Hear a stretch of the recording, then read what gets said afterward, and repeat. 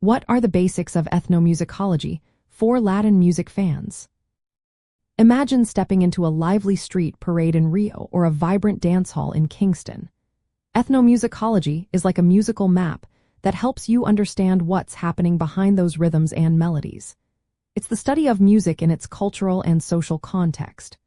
For fans of Latin and reggae music, this means looking beyond just the catchy tunes to see how they connect to identity, history, and community. Ethnomusicologists study how music is made, shared, and experienced by people around the world. They don't just analyze notes and beats but explore what music means in everyday life, rituals, and social movements. A big part of this field is fieldwork. Researchers go into communities, record performances, chat with musicians, and observe how music is used in real life. They might write down music from recordings to keep track of styles that don't use Western notation. They also study musical instruments, called organology, to see how tools like the Cuban tress or Jamaican steel drum carry cultural stories. Ethnomusicologists use two main viewpoints. The emic approach tries to understand music from the inside, using the culture's own words and ideas. For example, a reggae fan might look at how Rastafarian beliefs influence lyrics and rhythms. The etic approach uses outside frameworks to compare different traditions, like analyzing how syncopation works in salsa and reggae. Combining both views gives a richer picture of how music functions in society. Music isn't just entertainment, it reflects and shapes society. Latin genres like salsa, merengue, and cumbias often tell stories of migration, resistance, and celebration. Reggae, rooted in Jamaica but heard worldwide, often addresses social justice and spiritual themes. Ethnomusicology helps fans see how these sounds carry messages about history, politics, and community.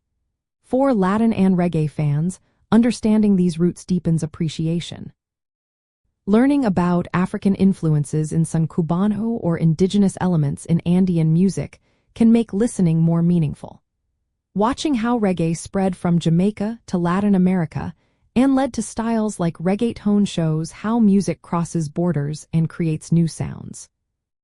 Studying performance practices like call and response in Puerto Rican bomba or improvisation in Latin, jazz reveals how musicians communicate within their communities.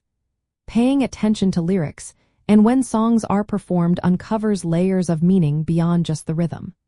When you hear terms like fieldwork, think of researchers joining carnival parades or sound system dances.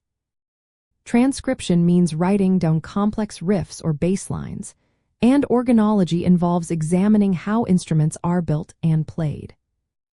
Artists blending Latin and reggae styles, like bands mixing salsa with dub or DJs combining dancehall with cumbias, are examples of ethnomusicology in action. Their work shows how traditions adapt and grow through contact. Fans can use ethnomusicological ideas to spot shared rhythms and appreciate how cultural exchange sparks creativity.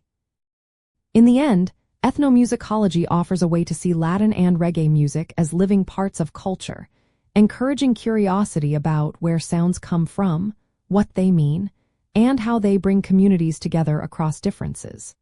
Whether you are just listening or making music yourself, these basics help you hear Latin and reggae music in a richer, more connected way.